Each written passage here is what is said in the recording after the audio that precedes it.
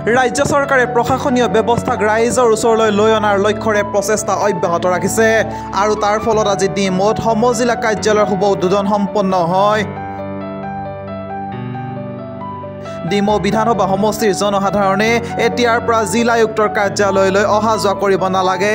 সকলো কাম সমজিলা কাৰ্যালয়ৰ জৰিয়তে সম্পন্ন হ'ব। এই উল্লেখযোগ্য কাৰ্যালয়খনৰ শুভ উদ্বোধন শিৱসাগৰৰ আয়ুক্ত আয়ুষ গাৰ্গ আৰু শিৱসাগৰ আৰক্ষী অধীক্ষকৰ উপস্থিতিত শিক্ষামন্ত্ৰী ৰণোজ পেগুৱে সম্পন্ন কৰে। স্থানীয় বিধায়ক সুশান্ত বৰগোহাঁয়ে ডিমৌৰ বাসিন্দাসকলৰ সুবিধাৰ প্ৰতি লক্ষ্য ৰাখি এই পদক্ষেপৰ বাবে মুখ্যমন্ত্ৰী ডক্টৰ হিমন্ত বিশ্ব শৰ্মাক বিশেষ ধন্যবাদ জ্ঞাপন কৰে। তেওঁ মুখ্যমন্ত্ৰীৰ সুদূৰ প্ৰসাৰী চিন্তা আৰু কাৰ্যাত্মক নেতৃত্বৰ আক্ষেপ কৰি ডিমৌবাসীক এতিয়া সকলো কাম স্থানীয়ভাৱে সমাধান কৰিব পৰা সুবিধা প্ৰদান কৰাৰ বাবে প্ৰশংসা কৰে। সমজিলা কাৰ্যালয়টি ডিমৌৰ পৰিদৰ্শন বাংলাত অস্থায়ীভাৱে সাজি তোলা হৈছে, য'ত এতিয়াৰে পৰা জিলা আয়ুক্তৰ অধীনৰ সকলো কাম কাজ ডিমৌতে সম্পন্ন হ'ব। ইয়াৰ ফলত ডিমৌ আৰু আশে পাশে থকা অঞ্চলসমূহৰ বাসিন্দাসকলৰ বাবে চৰকাৰী সেৱাসমূহ অধিক সহজলভ্য হ'ব বুলি আশা কৰা হৈছে। বিধায়ক সুশান্ত বৰগোহাঁই আৰু শিক্ষামন্ত্ৰী ৰণোজ পেগুৱে ৰাজ্য চৰকাৰৰ এই পদক্ষেপক যুগান্তকাৰী বুলি অভিহিত কৰিছে। প্ৰশাসনিক ব্যৱস্থাৰ সংস্কাৰৰ এই পদক্ষেপৰ জৰিয়তে ডিমৌবাসীয়ে সকলো সুবিধা লাভ কৰিব বুলি আশা কৰা হৈছে, যিয়ে জনসাধাৰণৰ বাবে এক দীৰ্ঘকালীন সুবিধা প্ৰতিষ্ঠা কৰিব।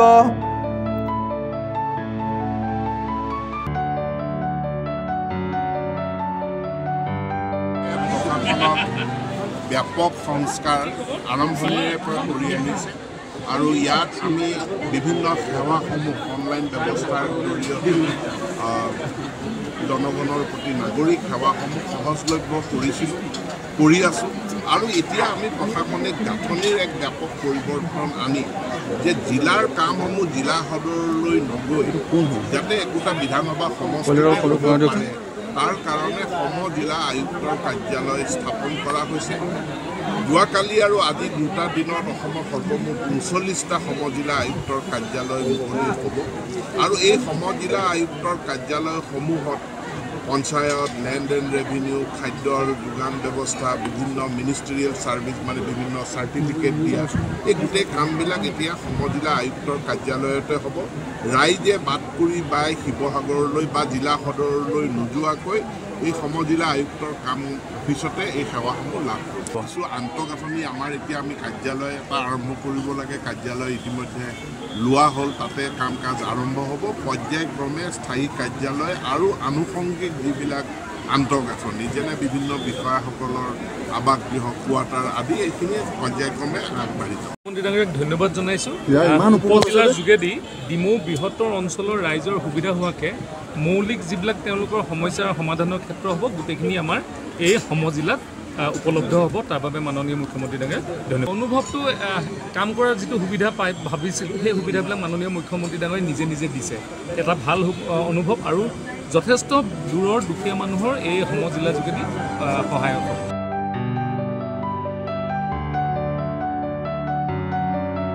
সমান্তৰালকৈ আজি ডিব্ৰুগড় জিলাৰ দুলীয়াজানত সমজিলা আয়ুক্তৰ কাৰ্যালয়ৰ শুভ উদ্বোধন কৰা হয়। গায়ন বায়নেৰে উদুলি মুদুলি পৰিৱেশৰ সৃষ্টি হয় সমজিলা নৱ আয়ুক্তৰ কাৰ্যালয়। অনুষ্ঠানত উপস্থিত থাকে অসম চৰকাৰৰ উদ্যোগ, বাণিজ্য আৰু ৰাজহুৱা প্ৰতিষ্ঠান তথা সাংস্কৃতিক পৰিক্ৰমা দপ্তৰৰ কেবিনেট মন্ত্ৰী বিমল বৰাৰ লগতে ৰাজ্যসভাৰ সাংসদ ৰামেশ্বৰ তেলী আৰু দুলীয়াজান বিধানসভা সমষ্টিৰ বিধায়ক তেৰজ গোৱালা। এতিয়াৰ পৰা দুলীয়াজানবাসীয়ে ডিব্ৰুগড়লৈ গৈ সময় নষ্ট কৰাৰ সলনি বহুতো উন্নয়নমূলক কাম দুলীয়াজানৰ সমজিলা আয়ুক্তৰ কাৰ্যালয়ত কৰিব পাৰিব বুলি মন্তব্য কৰে মন্ত্ৰী বিমল বৰাই।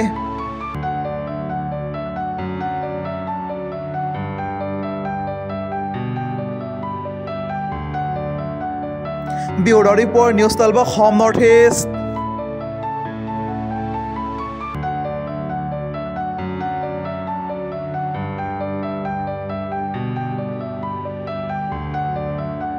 অসম চৰকাৰৰ ঐতিহাসিক সিদ্ধান্ত প্ৰশাসনক জনসাধাৰণৰ একেবাৰে কাষলৈ চপাই অনাৰ সেই হৈছে সমজিলা কো ডিষ্ট্ৰিক্ট আৰু সমগ্ৰ অসমত 39খন যোৱা কালিৰে পৰা আজি এই 2টা দিনৰ ভিতৰত এই সমজিলা আনুষ্ঠানিকভাৱে উদ্বোধনৰ কাৰ্যসূচী চলি আছে। মাননীয় মুখ্যমন্ত্ৰী ডক্টৰ হিমন্ত বিশ্ব শৰ্মা ডাঙৰীয়াই of the people by the people for the পিপুলৰ যি কনচেপ্ট, সেই কনচেপ্ট প্ৰকৃতাৰ্থত জনসাধাৰণৰ মাজত যাতে উপলব্ধ হ'ব পাৰে তাৰ কাৰণে এনেধৰণৰ বৃহৎ মহৎ কৰ্মযজ্ঞ আৰু দুলীয়াজান ঐতিহাসিক দুলীয়াজান সমষ্টিৰ যি চাৰিসীমা, সেই পৰিসীমাক লৈ এখন সমজিলা কো ডিষ্ট্ৰিক্ট গঠন কৰাৰ সিদ্ধান্ত গ্ৰহণ কৰা হৈছিল। আৰু আজি আমি সকলোৱে আমাৰ সন্মানীয় ৰাজ্যসভাৰ সাংসদ ৰামেশ্বৰ তেলী ডাঙৰীয়া, এই সমষ্টিৰ বিধায়ক তেৰজ গোৱালা ডাঙৰীয়া, জিলা আয়ুক্ত অইল ইণ্ডিয়া লিমিটেডৰ RC প্ৰমুখে দুলীয়াজানৰ সন্মানীয় গণ্য মান্য ব্যক্তিসকলৰ উপস্থিতিত অতি আনন্দ উল্লাসৰ মাজেৰে এই সমজিলাৰ কাৰ্যালয়ত আমি উপস্থিত হৈ উদ্বোধন কৰোঁ। আৰু যিগৰাকী বিষয়াই এই কাৰ্যালয় মুৰব্বী হিচাপে কাৰ্যনিৰ্বাহ কৰিব, যাক আমি পৰৱৰ্তী সময়ত সমজিলা আয়ুক্ত বা ইংৰাজীত কো ডিষ্ট্ৰিক্ট কমিশ্যনাৰ CDC ৰূপে আমি জানিম। গতিকে আমি তেখেতকো আজি সকলোৱে মিলি এই প্ৰশাসনিক কাৰ্যভাৰ চম্ভালিবৰ কাৰণে তেওঁক আসনত অধিষ্ঠিত কৰাওঁ। পূৰ্বতে বহু জিলা আয়ুক্তৰ কাৰ্যালয়ত সম্পন্ন হোৱা কাম কাজসমূহ এতিয়া সমজিলালৈ স্থানান্তৰিত কৰা হ'ব, যাৰ বাবে জনসাধাৰণে সৰু সৰু কামৰ কাৰণে জিলা আয়ুক্তৰ কাৰ্যালয়লৈ যোৱাৰ প্ৰয়োজনীয়তা নাথাকিব। জনসাধাৰণে বিভিন্ন সময়ত সভা সমিতি বা সমাৰোহ ইত্যাদিসমূহ আয়োজন কৰে, তাৰ কাৰণে প্ৰশাসনৰ অনুমতিৰ প্ৰয়োজন হয়। আগতে ডিব্ৰুগড় জিলাৰ সকলো স্থানৰ ৰাইজ ডিব্ৰুগড়লৈ যাব লগা হৈছিল, এতিয়া সেই সৰু কামৰ কাৰণে তালৈ যাব লগা নহয়। আমাৰ খাদ্য আৰু অসামৰিক যোগান বিভাগৰ বিভিন্ন ধৰণৰ সৰু সুৰা কামৰ কাৰণে আমি জিলা আয়ুক্তৰ কাৰ্যালয়লৈ যাব লগা হৈছিল। সৰ্বসাধাৰণ জনসাধাৰণ ডিব্ৰুগড়লৈ যোৱাটো অলপ যথেষ্ট এটা প্ৰত্যাহ্বানৰ সন্মুখীন হ'ব লগা হয়, সময়, ধন, টকা পইচা। কিন্তু এতিয়া সদায় যিহেতু নিজৰ এই সৰু চহৰ দুলীয়াজানলৈ আহিয়ে থাকে, আহি যাওঁতে সমজিলা কাৰ্যালয়ত নিজৰ কামটো কৰি যাব পাৰিব। আবকাৰী বিভাগৰ কামসমূহ ইয়াতে আমি কৰিব পাৰিম। আমাৰ যিসমূহ development works, MLA, LAD, MP, LAD, untied fund বা অন্যান্য উন্নয়নমূলক কামসমূহ ইয়াতে হ'ব। নতুনকৈ সমজিলাত প্লেনিং চেল ইয়াতে গঠন কৰা হ'ব। ঠিক তেনেধৰণে পৰৱৰ্তী সময়ত লাহে লাহে ৰাইজে পাব পৰা যিসমূহ ছাৰ্ভিচ, যিসমূহ সেৱা, এই সেৱাসমূহ ইয়াৰ পৰাই পৰিচালিত কৰিবৰ কাৰণে চৰকাৰৰ তৰফৰ পৰা সিদ্ধান্ত গ্ৰহণ কৰা হ'ব।